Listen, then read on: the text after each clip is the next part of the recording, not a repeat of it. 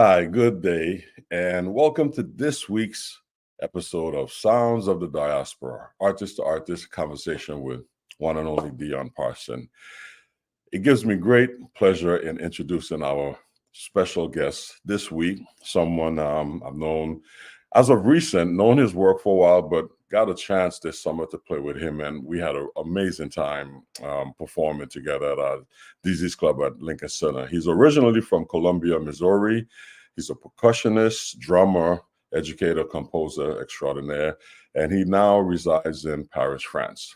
Please join me in welcoming the one and only Mr. John Hadfield. Hey, Dion. Thank you so much. Hey, John, how's it going? Good. It's great. Thank you.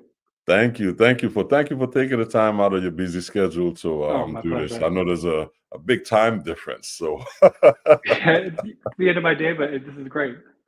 I'm happy to be here. Great. So how are things in Paris? Yeah, it's okay. It's good actually. I've kind of become settled here. I have a studio in the Latin Quarter, actually, the center of town, and it's like in a cave, actually, a cave. So it has these kind of like arched medieval ceilings, but I can play the drums there. It's no problem, and I record there. I record a lot, so. But yeah, overall, it's great. The proximity to other gigs in Europe is really, it's amazing, and the support of the arts in France in general it's a wonderful feeling. Coming from New York, it's a change. Right. Yeah. Great. Well, I'm glad that you're adapting well. I know it takes a minute when you relocate, but you travel a lot. You're in and out all the time, so it's gonna probably take you a minute to really get settled in. Yeah, definitely. I mean, I feel like I kind of been coming and going for a while, anyways. But yeah, I really like it. I like the feeling here, and just sort of I mean, we can talk about this later on, but just also the musical culture and like the North African presence that's much more tangible than in New York, or yeah. Right. It's great. Yeah, the rich culture. Yeah. That's beautiful. Definitely. That's beautiful. So we'll get back to that, but I really want our audience to kind of know a little bit of John Hadfield. Who's John Hadfield? So you're originally from Columbia, Missouri, and you grew up playing drums and percussion, and yeah. So I grew up in Columbia, Missouri, which Columbia is kind of when I grew up, I guess it was like maybe 50,000 people. It's the University of Missouri is there, and but I was actually born in southern Missouri, and then my parents came up to Columbia. My dad's a band director, actually, and so he's a high school band director. He's retired now, but he got a job in Columbia, so we moved up there. And I guess I could say I come from a pretty musical family. My great grandmother also played piano in church in East St. Louis, and so it was always encouraged in the house. I kind of knew that I wanted to play drums and percussion from pretty young age. I would say, I mean, I wouldn't say 4 or something, but probably by 8, I kind of knew that was my direction. And yeah, really supportive. Initially, I was really into marching percussion, actually, and I was in drum and bugle corps. It's because that's kind of the culture that's in Missouri, honestly, so I did that for a while, and then I ended up going to college to be a percussion performance major.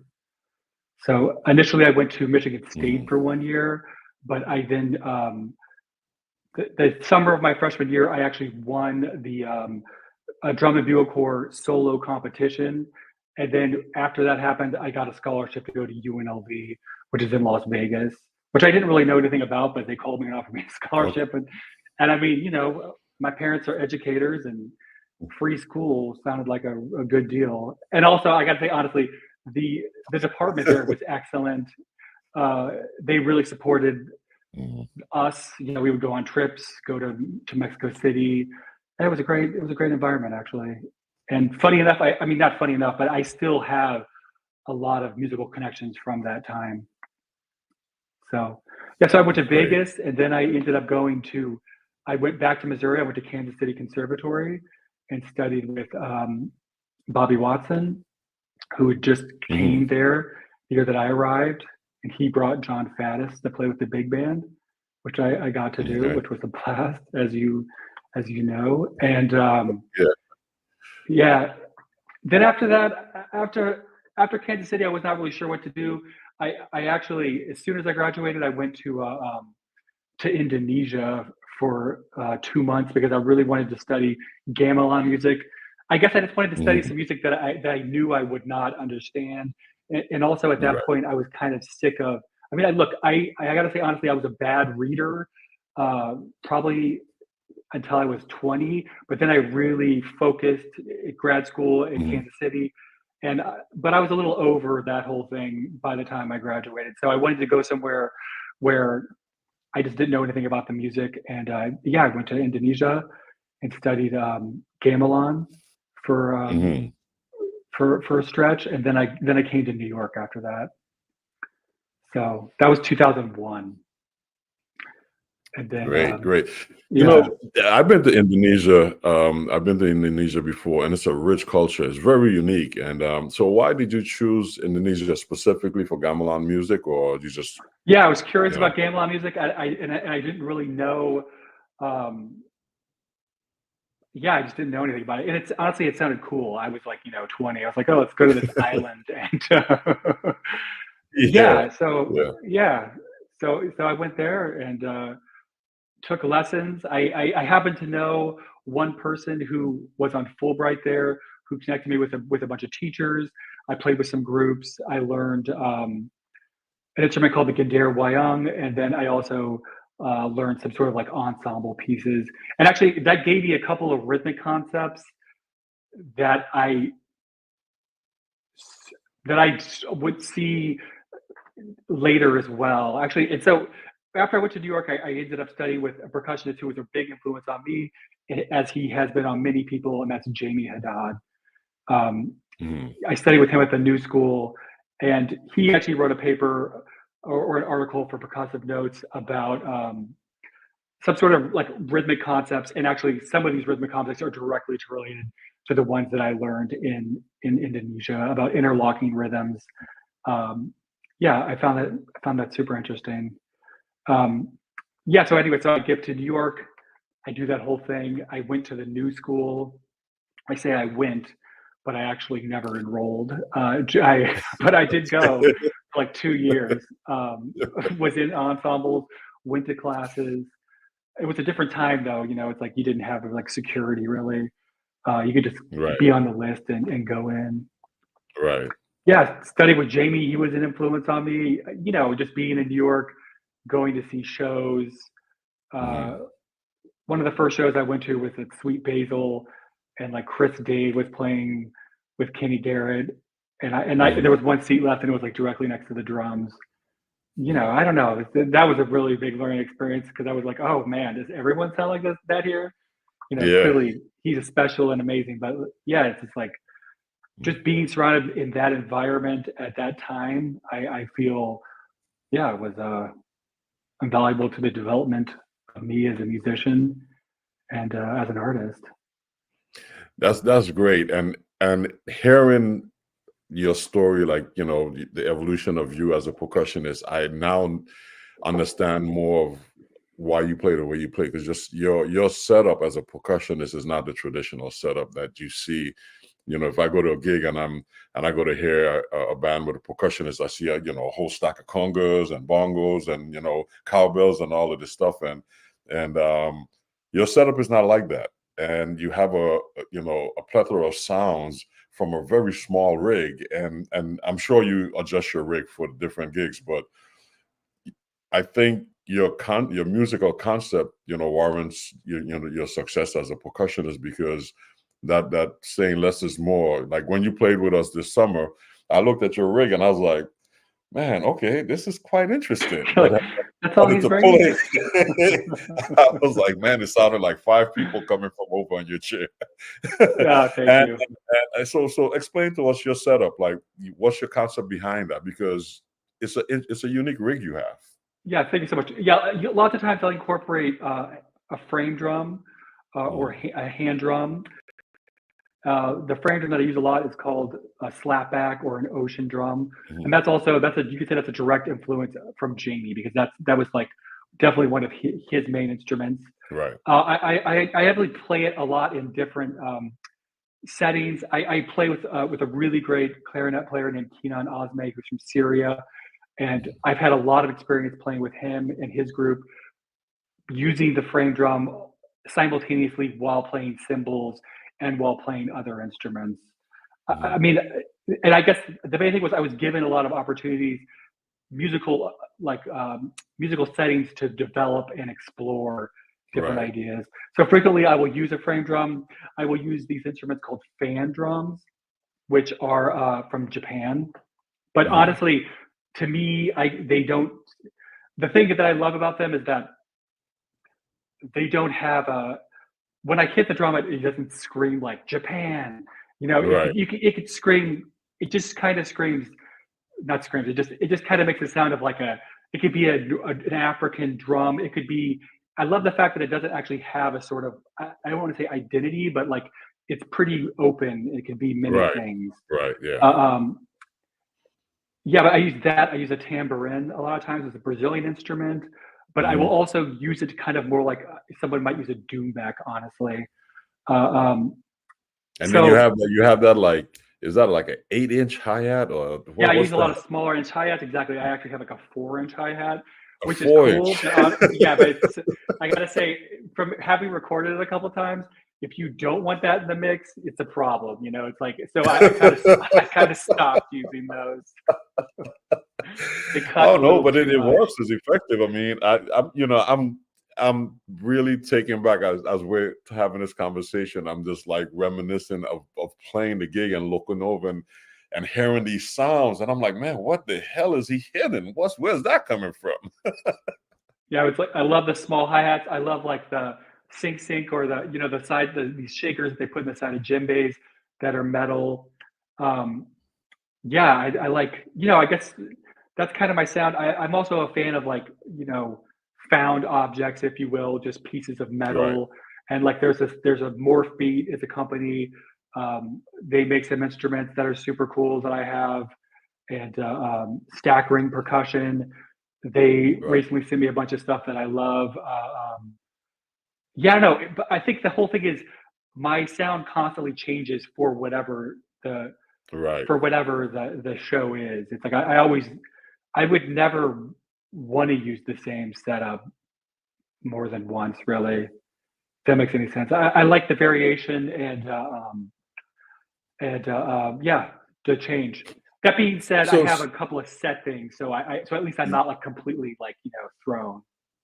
right, right, Yeah. and that's what I saw like immediately because I know when we had the conversations, like, yeah, I listen to the music, I know what I'm going to bring for the setup, and we didn't really rehearse. We just kind of like ran through some things, and you kind of felt your way through. But let me ask you this from a conceptual standpoint, because there are some percussionists that believe in the tradition of like hand drumming, and that's what they stick to, and then there's percussionists, and I find it to be percussionists that have studied and went to college and actually um, kind of understand different genres, and they have a different approach to being a percussionist, a hand drummer, more of a color, a painter type of thing of the music. Someone like a Bobby Thomas, yourself, and a couple other guys. Conceptually, how do you approach the music? Because, like I said, there's different schools of hand drumming. So, Yeah, what's your sure. concept? I mean, look, as you said, my concept is not just to play patterns, but that's also not my concept if I'm going to play more of a drum based thing or anything. Like in general, you're an amazing drummer. I want to have an interaction. I want to have a dialogue. I want to have a conversation. That's my goal. Right. Um, yeah, I don't really play patterns. It's like I would think I like so the other drummers or percussionists that I really find inspiring are like Jack DeJohnette, Treelock. Mhm. It's like there's a Yeah. Treelock Zawinul duo concert from Germany on YouTube that I've watched like I don't know, hundreds of times. You know, it's like that's a major. He's a really great example, especially that era where it was like mad scientist, huge percussion setup, different Right. sounds. He was kind of doing the kneeling thing. That Mhm. was a that kind of concept is great also because also in his world he could play compositions as well. Right. Right. But he doesn't. You know, he has a Right. dialogue and plays a line. I mean, I should also add that like I did study Indian music a lot as well. I I uh, um, I went to Chennai. I went to study Carnatic music in Mhm. India for like around 6 months. Sorry, 6 weeks. I Mhm. played. I've done many collaborations. I was in this group called the Silk Road Ensemble, run by Yo-Yo Right. Ma. And in Mhm. this group, there's a tabla player, Sandeep Das, who is an amazing friend and teacher who I still play with now. And I learned a lot from him.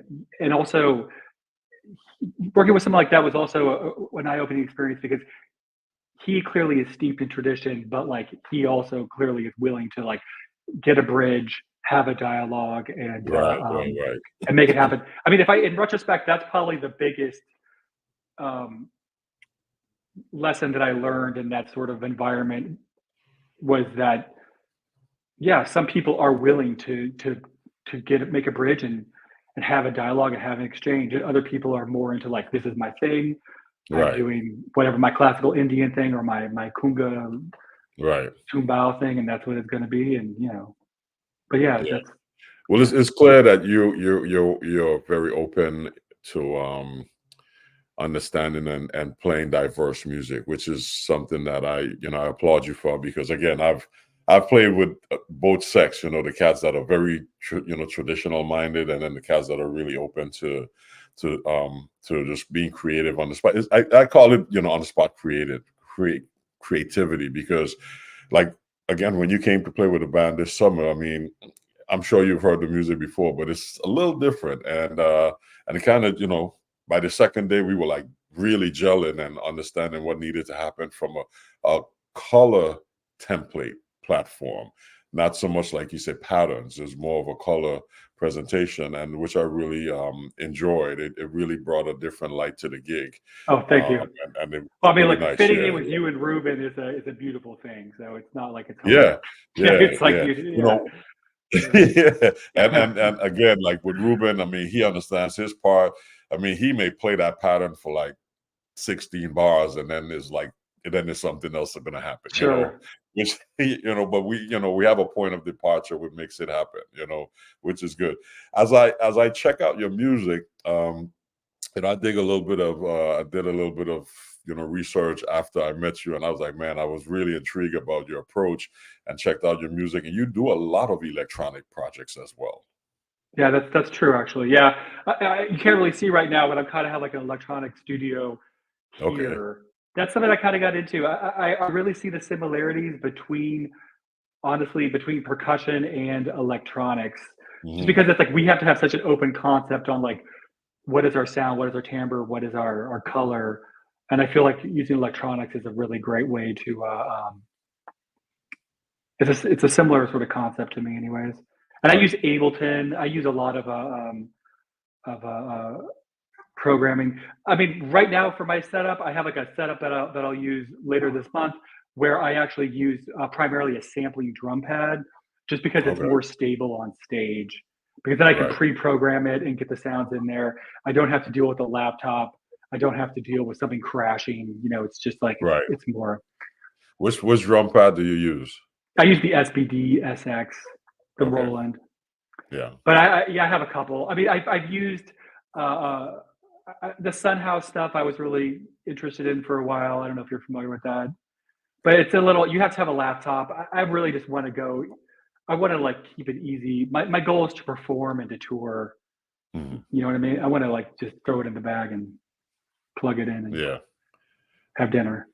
Well, listen, in this day and age, we have so many options. I mean, you always want to play with other cats as well, but if that's not available, then you could create your own environment and make that Sure. happen, and that's a beautiful thing. Yeah.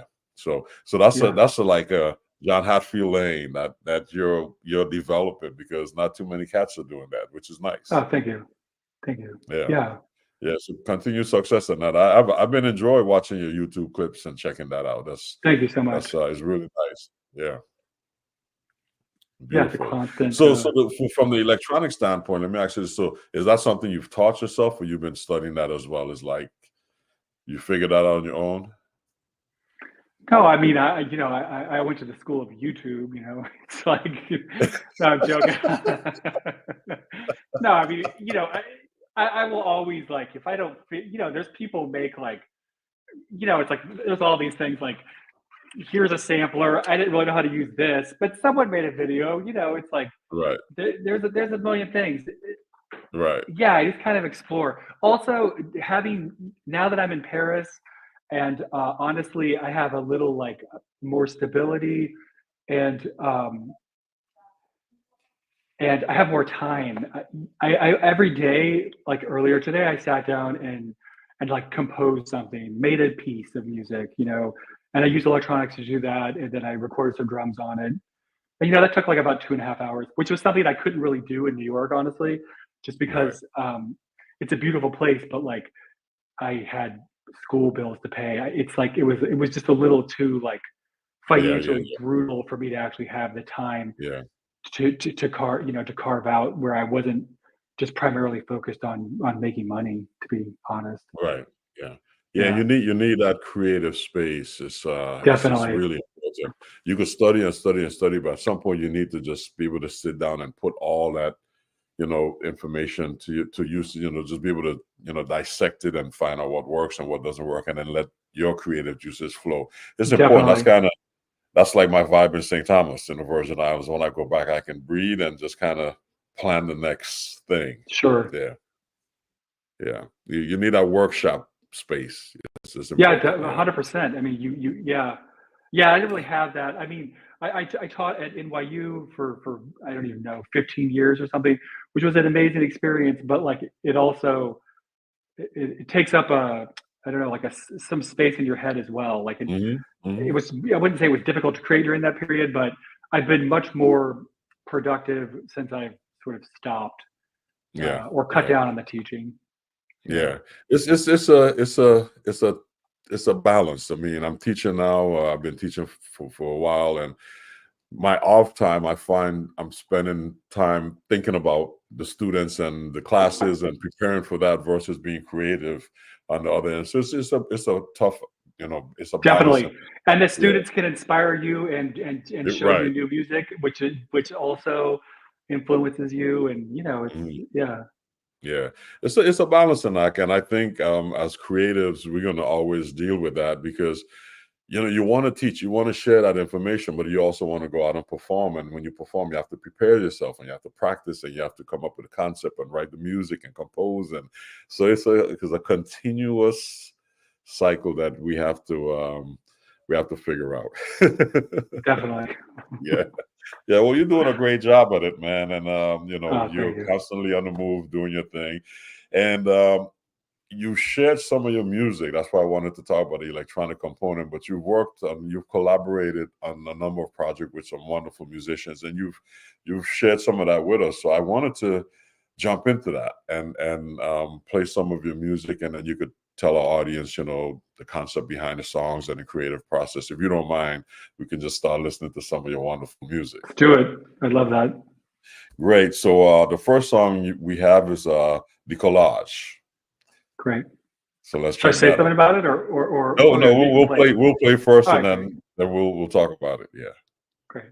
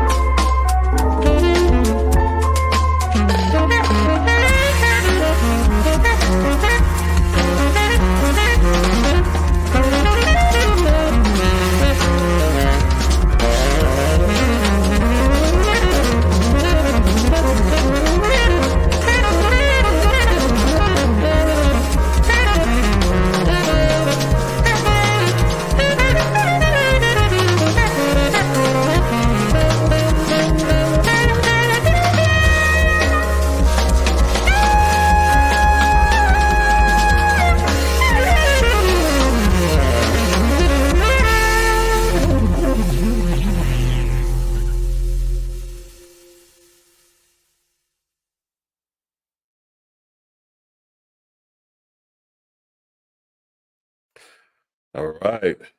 That's John Hadfield's Decollage. Thank you so much. Yes, sir. Break that down for us. Yeah. Okay. So décollage in French means to take off in the airplane, but it also Mhm, has to do with décollage is also an art movement where you take a collage and you scrape away at things.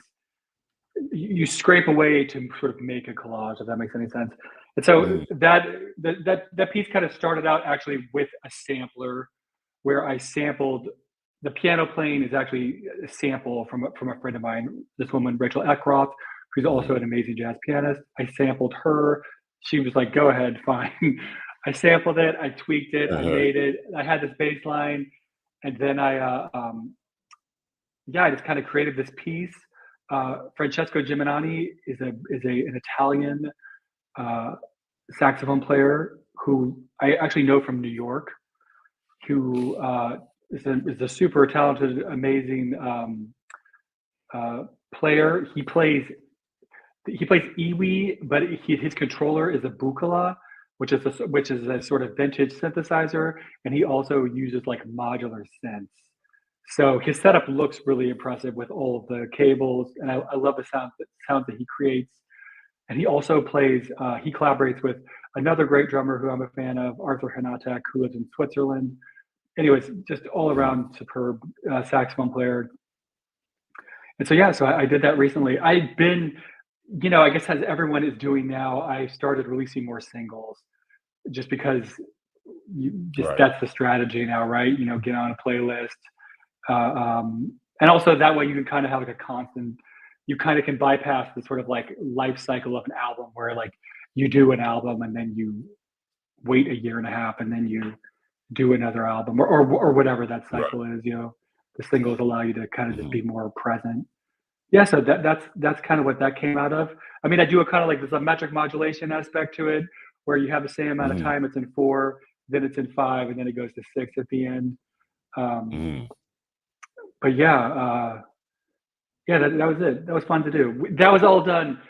That was done remotely. I Okay. tracked all of my stuff in my studio, and then Francesco did his at. He has a studio in Paris also, and he did Mhm, his there. So yeah, it's good. okay. Yeah. And from a conceptual standpoint, that's like a new model that guys are doing as far as creating music because a lot of people have home studios and they kind of lay down a track and then send it to the next person and send it to the next person conceptually, and then when it comes back around, then you can take all the information you've been given and edit Definitely. it down to the sound that you want. Yeah, Right, completely. right. Yeah, Instead yeah, of I feel sitting in the studio all day and figuring it out, everybody can kind of do it at their own pace. definitely. You're right. There's the added. I mean, I guess the good thing about doing the studio is that like it gets done. You're like, we're doing it Right, today. right, It's like, exactly. yeah, it's like there's no waiting. I mean, that's the pro, right? And Right. also clearly being in, you know, um, proximity to other people and collaborating. But I think with Francesco, we're in the same city right now. It was easy. We could have a Right. dialogue and, And so you composed everything. Did you send them charts or kind of just yeah, that gave one what you actually think? I didn't. There is no chart to that. Like Okay. kind of actually 6 months ago when I kind of started working on this, I I have like a different, more electronic project called the Saints of Paris, and tried to to compose for a while with no written music. Like I notate things. It's not an issue for me. I have Sibelius. I will do charts. I've done albums. Sometimes I'll write the chart. I'll export the MIDI. I'll do a mock-up. I want to hear how it sounds. I'll do all that. But at Mhm, times I just create just with the. That was kind of like the collage aspect mhm. of the uh, um, of the Right. compositional process, right? The project. Yeah, yeah. You could just also compose in Ableton then in the DAW. So Mhm. yeah, I did that, Oh and yeah. yeah. But I think some of the other tracks That's you'll great. play, That's great. It's beautiful. they are written out though. Maybe all of them. Okay. So yeah. Okay. Stolen from the 10th Aaron this month. That's another composition of yours, and that's Yeah, written out. Yeah, that's composed actually, and that's actually the title is kind of a joke. It's not a joke, but it's like because Okay. like what that piece is it's a contrafact. It actually is the tune Strasbourg Saint Denis. It's not. It's like the changes are borrowed from the Hargrove tune Strasbourg Saint Denis, which is in the 10th arrondissement, which is next to the apartment that I lived at for a long time. So I did. So that's why that's called that. That was recorded. That's why it's stolen from. Yeah, exactly. I mean, it's a contrafact, right? I mean, people have been doing that, but I was pretty. I wanted to be transparent about my inspiration. Yeah, we recorded that in France, except for Ron, our lovely friend Ron Blake. He overdubbed his stuff in New York. Okay. So okay, yeah. Beautiful. I'm looking forward to checking it out. So this is John Hadfield's Stolen from the 10th arrondissement. Let's check it out.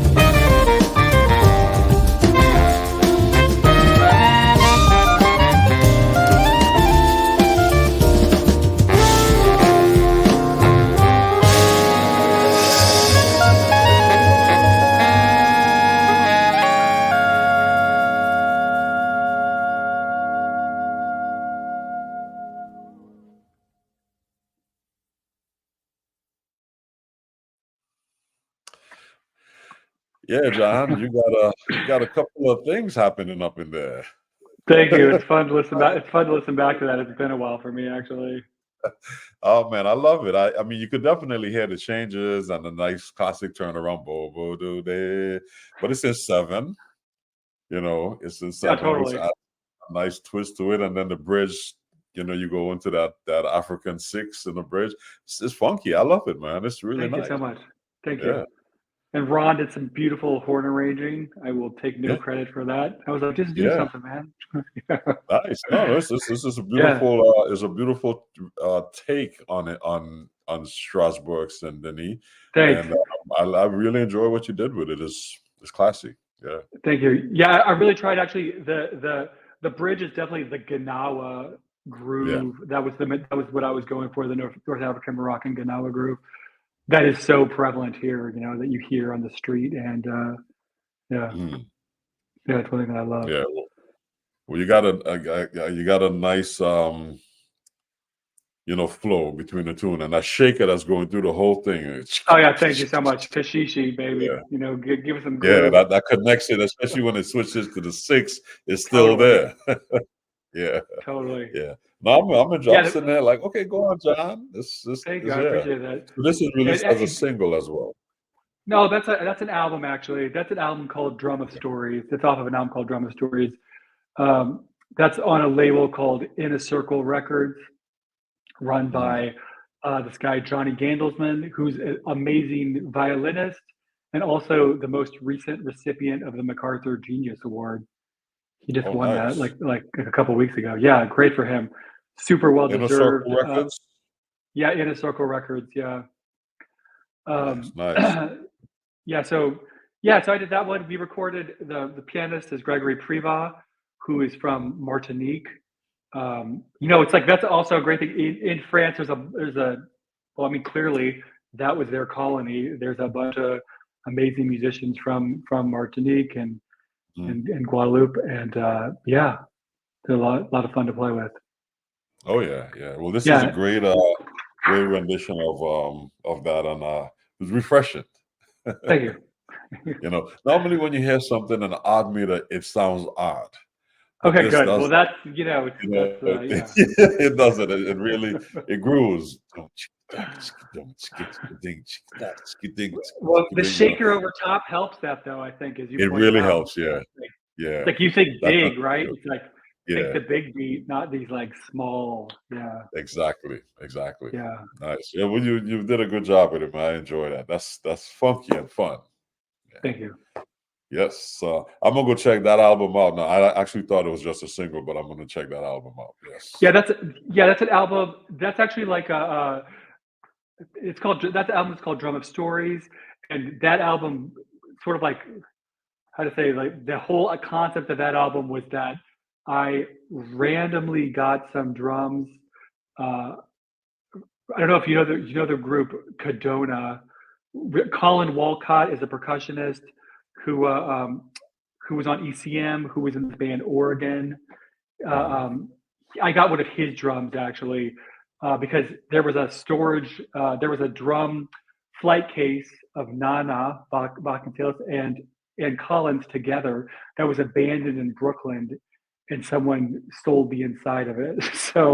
So I got that, and I got some of Nana's bells and shakers, and that was just Wow. more of like it was more of just kind of contemplating like what are the stories.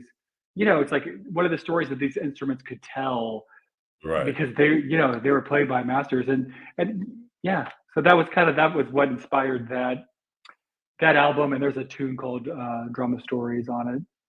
Okay. So yeah, check it out if you yeah. Will do. Will That was do. maybe 2 years Well, in the ago. meantime, we're gonna check out your next song, which you just you shared with us, which I love. It's entitled "Please Rate My Experience." Oh yeah. Let's check this out. Check it out.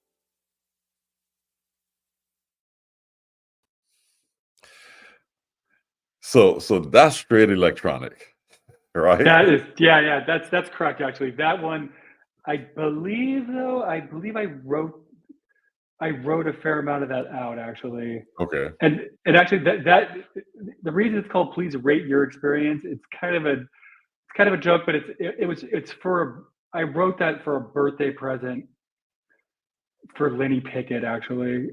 So Okay.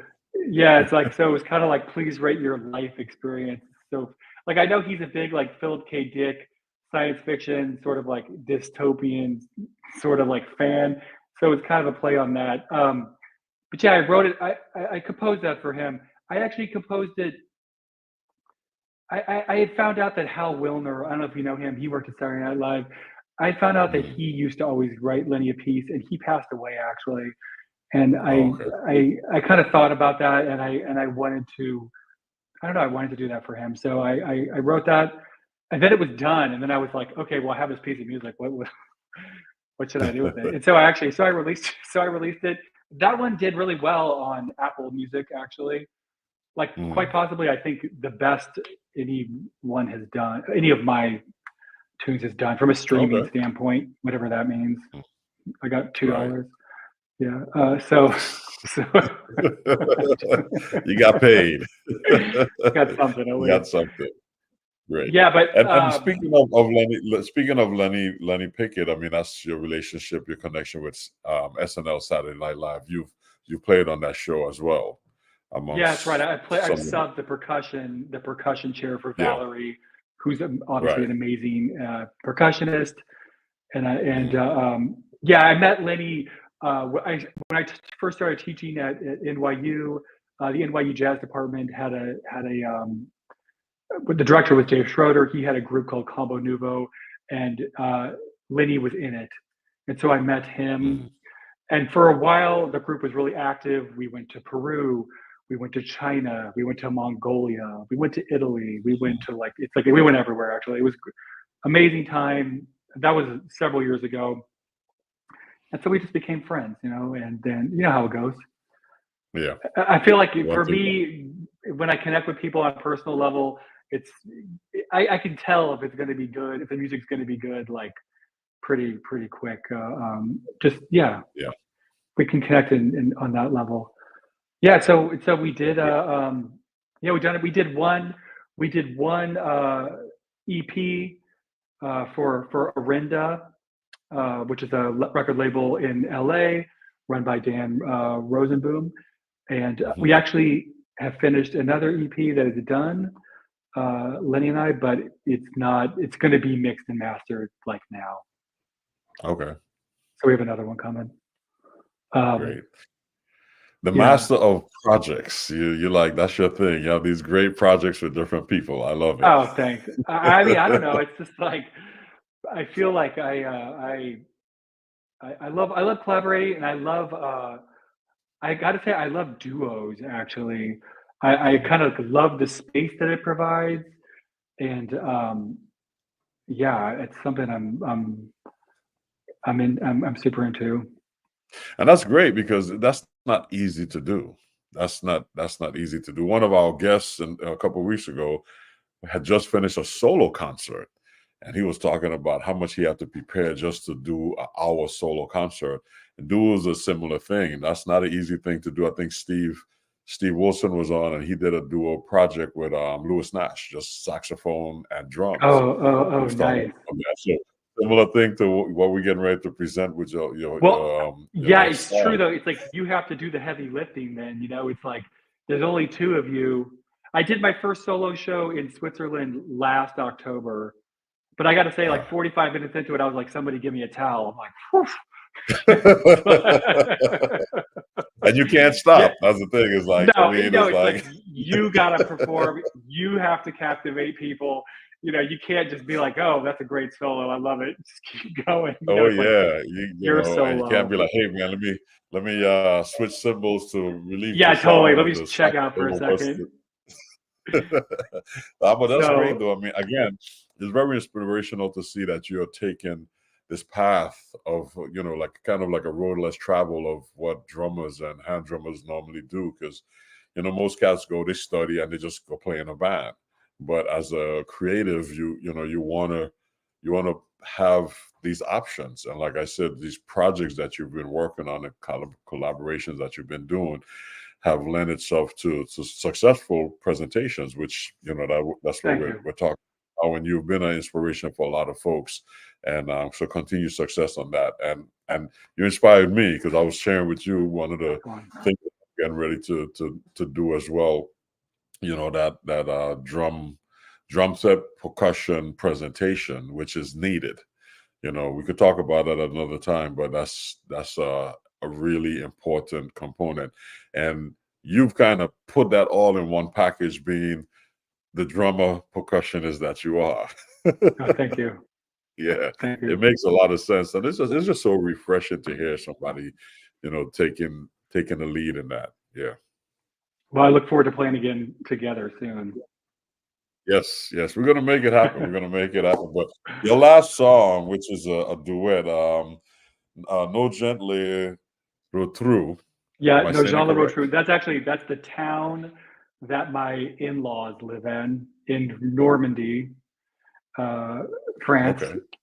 Yeah, and it's Lenny Pickett and I duo. I play percussion on this. You can hear the frame drums. Yeah, it should be kind of clear. All right, let's check it out. Yeah.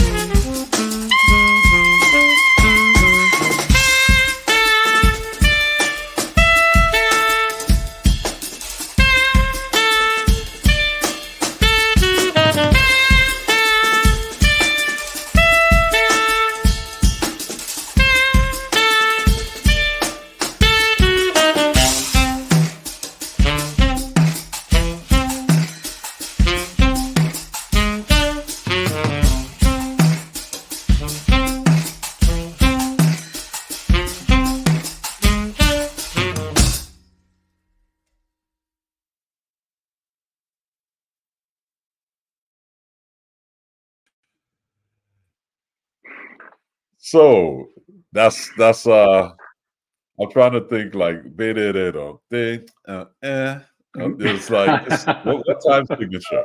What time signature?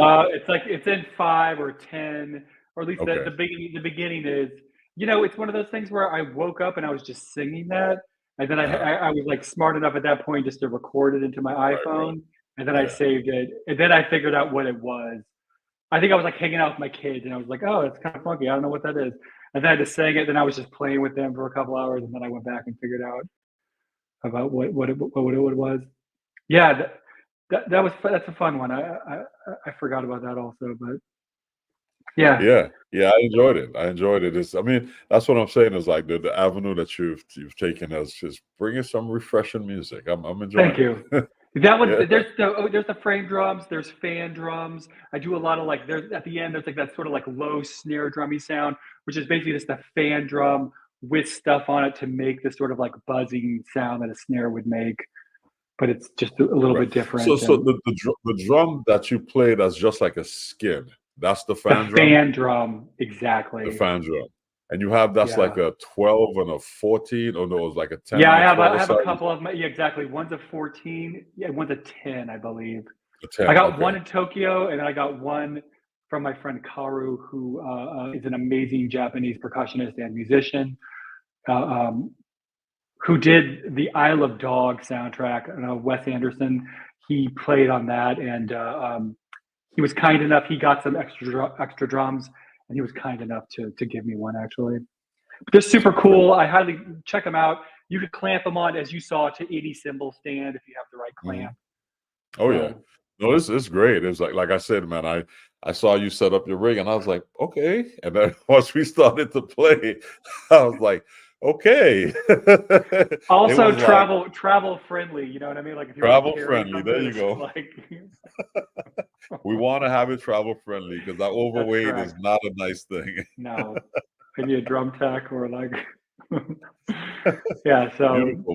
Yeah, beautiful. Hey, John, man, it's been a pleasure having you on the John, thank you show. so much for having me. Unfortunately, I really appreciate it.